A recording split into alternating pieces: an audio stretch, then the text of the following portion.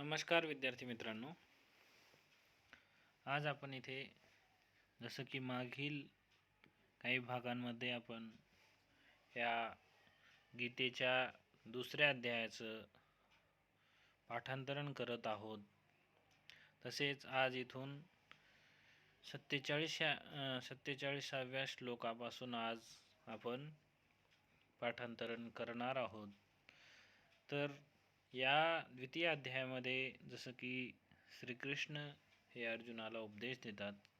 सांख्ययोगाचा अर्थात आत्म्याचा, कर्मफळाचा हे जे आहे याचा सविस्तर असं हे मार्गदर्शन अर्जुनाला होत आहे. तर यामध्ये जी कर्माची जी स्थिती आहे ते कर्म आपण करत राहिलं पाहिजे. तर या कर्माच्या कर्मावर हे 47वा श्लोक आपण इथून आज बघणार आहोत. कर्मण्येवाधिकारस्ते मा फलेषु कदाचन मा कर्मफल हेतुर्भुर्मा ते संगोस्त्वकर्मणि. तर बघा, कर्मणी एव अधिकारस्ते, ते म्हणजे तुमचा काय, कर्मणी एव अधिकार, कर्मामध्येच अधिकार आहे. मा फलेषु कदाचन, फळामध्ये कधीच नव्हता. फळामध्ये मा अधिकार नाही तुमचा फळामध्ये. मा कर्मफल हेतुर्भुर्मा, मा कर्मफल हेतू, कर्मफळाच्या हेतूनं, कर्मफळ असं कारण घेऊन कधीच कर्म करू नको. मा ते संगोस्त्व कर्मणी, ते काय, असंग, अकर्मणी संग, अर्थात कर्म न करण्याचा आग्रह पण संग करू नको. अर्थात सतत कर्म करण्याची प्रवृत्ती ठेवा. कर्मफळाची इच्छा सोडून, कर्मफळाचं कारण सोडून देऊन कर्म ते हमेशा कर्म करत रहा असं सांगतात. कर्मणी एव अधिकारस्ते मा फलेषु कदाचन, कर्मामध्येच तुमचा अधिकार आहे, फळामध्ये नाही, कधीच नाही. मा कर्मफल हेतू, मा भू, अर्थात कर्मफळाचा कारण घेऊन कधीच काम करू नका. मा ते संगोस्त्व कर्मणी, आणि त्या अकर्मामध्ये कधीच संग करू नका. अर्थात कर्मचा त्यागही करू नका आणि कर्मफळाचा कारण होऊनही कर्म करू नका आणि कर्माचं फळ मिळेल म्हणूनही काम करू नका. फक्त आणि फक्त निष्काम होऊन हे कर्म करत जा असं श्रीकृष्ण अर्जुनाला उपदेश करतात. योगस्थ कुरु कर्माणि संगम त्यक्त्वा धनंजय सिद्धी सिद्धियो समो भूत्वा समत्वम योग उच्यते. तर काय आहे, योगस्थ कुरु कर्माणि संगम त्यक्त्वा धनंजय. योगस्थ अर्थात योग, चित्त मन हे सगळं आपलं लावून असं पूर्ण आसक्तीनं काय करा, तुम्ही कर्म करा. संगम त्यक्त्वा, हे काय, तू आसक्ती सोडून तसेच सिद्धी आणि असिद्धी यामध्ये समान भाव ठेवून योगात स्थिर होऊन कर्तव्य कर्म करा. समत्वालाच योग म्हटले जाते. अर्थात समभाव जिथे उत्पन्न होतो, समभाव अर्थात योग कशाला म्हणतात, तर समत्वम योग उच्यते. समत्वम,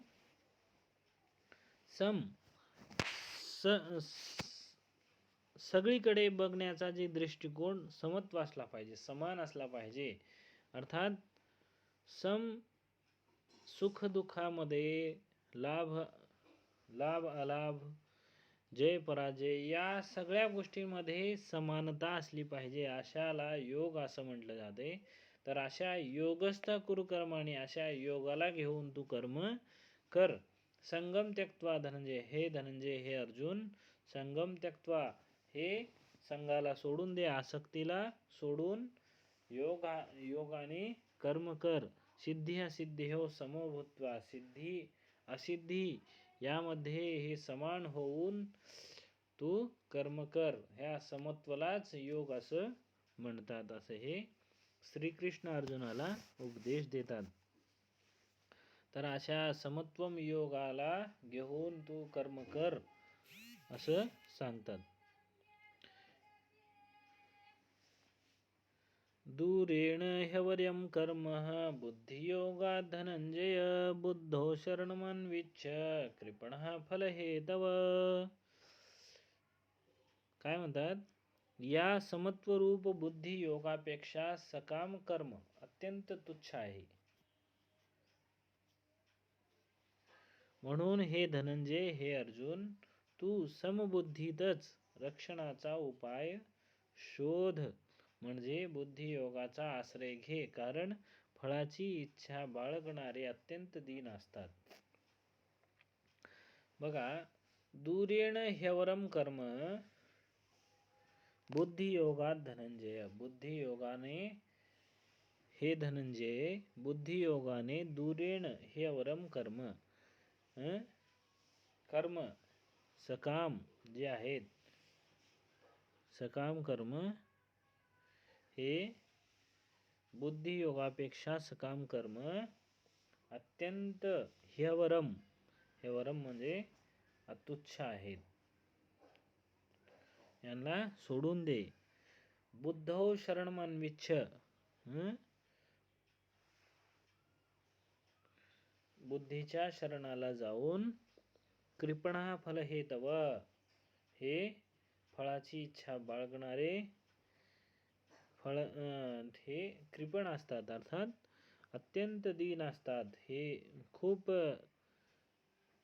मनाने सुदृढ नसतात. असे हे कृपण फळाच्या इच्छा घेऊन जे कर्म करतात, या अशा बुद्धियोगाचा आश्रय तो घेऊ नकोस असं त्याला म्हणतात. दूरेण ह्यवरम कर्म बुद्धियोगात धनंजय, हे धनंजय, बुद्धियोगापेक्षा सकाम कर्म अत्यंत तुच्छ आहे. अर्थात बुद्धियोग जे आहे, समत्वरूप बुद्धियोग, अर्थात आपली जी बुद्धी काय झाले, बुद्धीचा समत्व रूपाला प्राप्त झालेली अशी जी बुद्धी आहे, त्याने सकाम कर्म न करता निष्काम कर्मामध्ये हे बुद्धीचं तल्लीन कर. बुद्धो शरणमन्विच्छ, बुद्धीच्या शरणाला जाऊन बुद्धीच्या संरक्षणाचा उपाय, बुद्धी योगामध्ये जाऊन, कृपणा फलहेतव, हे फळाचा कारण घेऊन, हे कृपण दीन असे फळाची इच्छा बाळगणारे अत्यंत दीन असतात. फळाची इच्छा, फळ हेतू घेऊन कृपण असे बुद्धीच्या आश्रयाला तू जा, असं श्रीकृष्ण उपदेश देतात. बुद्धियुक्तो जहातीह उभे सुकृत दुष्कृते, तस्माद् योगाय युज्यस्व, योगः कर्मसु कौशलम. तर काय,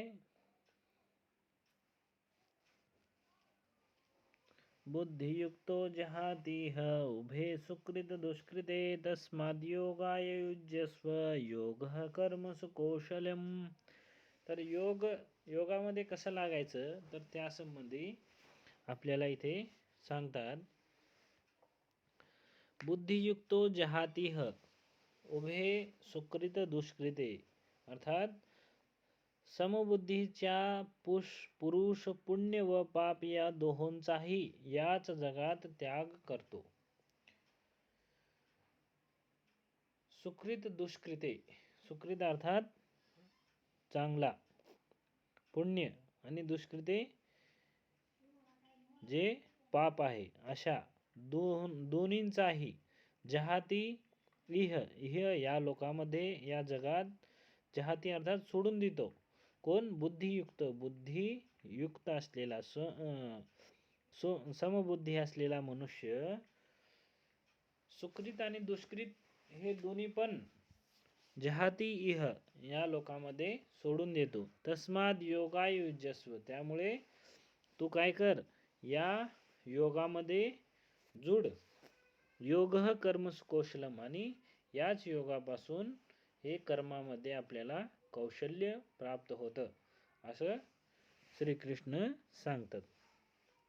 तर बुद्धीला कसं सम केल्यामुळे पुण्य पापाच्या मार्गाला ह्या जगातून तो सोडून देतो. कोण? समत्व बुद्धीवाला मनुष्य. तर समत्व बुद्धी कुठून येईल? तर तस्माद योगायुजस्व, तर त्या योगापासूनच समत्व बुद्धी येईल. तर अशा समत्वाला तू जोड. असा ती समत्वाला जोडल्यानंतर त्याच समत्वापासून, त्याच योगापासून तुझे जी कर्म आहेत, कर्मामध्ये कुशलता आहे, ते तुला प्राप्त होईल असं सांगतात.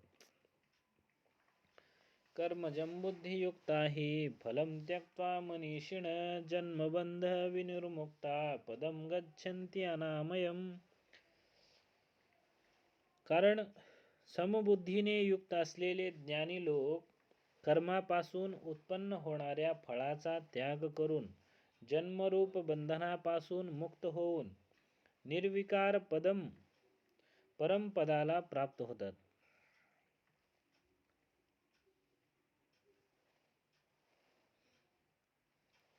कर्मजं बुद्धियुक्तः हि फलं त्यक्त्वा मनीषिणः मनीषी लोक, विद्वान मनुष्य, फलं त्यक्त्वा फळाला सोडून देऊन, बुद्धियुक्ता कर्मजं कर्मापासून जन्मलेल्या बुद्धीला बुद्धियुक्त असं करून फळाला सोडून देऊन मनीषी लोक जन्मबंध विनिर्मुक्ता, जे ह्या बंधनाला त्याग करतात, जन्मबंधनापासून सुटका होतात. पदम गच्छन्ति अनामयम, आणि परमपदाला तो प्राप्त होतात. कोण? मनीषी लोक. अनामयम, ज्याचं ह्या जन्म मृत्यूच्या बंधनापासून ते मुक्त होतात, ज्याचं नाव नाहीये, असा निर्विकार होऊन ते त्या पदाला, परमपदाला प्राप्त होतात. ते कोण? मनीषी लोक. ह्या फळाची इच्छा न करता जे कर्म करतात, अशा बुद्धियुक्त मनुष्याला ते जन्म मरणाच्या बंधनापासून परमपदाला प्राप्ती होते. यदा ते मोहकलिलं बुद्धिर्व्यतिरिष्यति तदा गंतासि निर्वेदं श्रोतव्यस्य श्रुतस्य च. जेव्हा तुझी बुद्धी मोहरूपी चिखलाला पूर्णपणे पार करून जाईल. यदा ते मोहकलिलं, मोहरूपी चिखलाला बुद्धिर्व्यतिरिष्यति, तुझी बुद्धी या मोहरूपी चिखलापासून पार होईल. तदा, त्यावेळेस, गंतासी निर्वेदम, त्यावेळेस तू काय होशील? तेव्हा तू ऐकलेल्या व ऐकण्यासारख्या इह व परलोकातील सर्व भोगापासून विरक्त होशील. तदा गंतासी अर्थात तुला जी माहिती आहे अशा निर्वेदम श्रोतव्यस्य श्रुतस्य च, आणि ऐकलेल्या आणि ऐकलेल्या आणि ऐकण्यासारख्या अशा इह लोकातील या लोकांमधल्या तू समजणारा सर्व भोगापासून तू काय होशील? विरक्त होशील. गंता होशील. ठीक आहे, यापासून तू दूर होशील. निर्वेदम, या अशा निर्वेद असलेल्या या ऐकलेल्या विषयाला आणि ऐकण्यासारख्या विषयापासून तू या भोगापासून सगळ्यापासून निर्वेद होशील. असा तू काय, तुझी बुद्धी जर काय मोहरूपी चिखलापासून पूर्णपणे पार होईल, त्यावेळेस तू असं यांपासून सगळ्यांपासून विरक्त होशील असं भगवान श्रीकृष्ण सांगतात. श्रुती विप्रतिपन्ना ते यदा स्थास्यति निश्चलः समाधौ अचलः बुद्धिस्तदा योगमवाप्स्यसि. श्रुती विप्रतिपन्नास्ते यदा स्थास्यति निश्चला, ज्यावेळेस तू निश्चल होशील, ज्यावेळेस तऱ्हेतऱ्हेच्या वचने ऐकून विचलित झालेली तुझी बुद्धी जेव्हा परमात्म्यात अचलपणे स्थिर राहील. तऱ्हेतऱ्हेच्या श्रुती विप्रतिपन्न, श्रुतीमध्ये ज्यावेळेस विभिन्नता येईल अशा तुझी जी बुद्धी आहे, यदा ते स्थास्यते निश्चला, ज्यावेळेस तुझी बुद्धी काय होईल, निश्चल होईल. समाधौ अचला बुद्धी, समाधीमध्ये अचल अशी बुद्धी राहील. तदा योगमवाप्स्यसि, त्यावेळेस तू योगाला प्राप्त होशील. तेव्हा तू योगाला प्राप्त होशील म्हणजेच तुझ्या परमात्म्याशी नित्य संयोग होईल.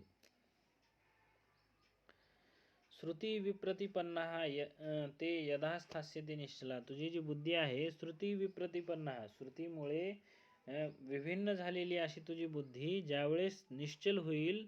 समाधौ अचला बुद्धी, समाधीमध्ये स्थिर होईल, अचलपणे स्थिर राहील समाधीमध्ये, त्यावेळेस तदा योगमवाप्स्यसि, त्यावेळेस तू काय योग हा प्राप्त करशील. अर्जुन उवाच स्थितप्रज्ञस्य का भाषा समाधिस्थस्य केशव स्थितधीः किं प्रभाषेत किमासीत व्रजेत किम. अर्जुन म्हणतो स्थितप्रज्ञस्य का भाषा, ते स्थितप्रज्ञ अर्थात स्थिर बुद्धीवाला त्याची भाषा काय. समाधिस्थस्य केशव, समाधिस्थ असलेला हे केशव कृष्ण, हे भगवान श्रीकृष्ण. स्थितप्रज्ञस्य का भाषा, समाधिस्थस्य स्थितप्रज्ञस्य, समाधीमध्ये असलेल्या स्थितप्रज्ञाची काय भाषा असते. स्थितधी किम प्रभाषेत, स्थित बुद्धीवाला काय बोले. किम आसीत व्रजेत किम, काय करावे आणि काय करू नये. जो समाधीत परमात्म्याला प्राप्त झालेला आहे अशी स्थिर बुद्धी पुरुषाचे काय लक्षण काय. तो स्थिर बुद्धी पुरुष कसा बोलतो, कसा बसतो, कसा चालतो, हे सगळं काय आहे स्थितप्रज्ञ. तर हे अर्जुन हा प्रश्न करतो. तर आज आपण इथे स्थितप्रज्ञाचे भाषापर्यंत बघितलो. यापुढे आपण पुढच्या भागामध्ये अभ्यास करूयात.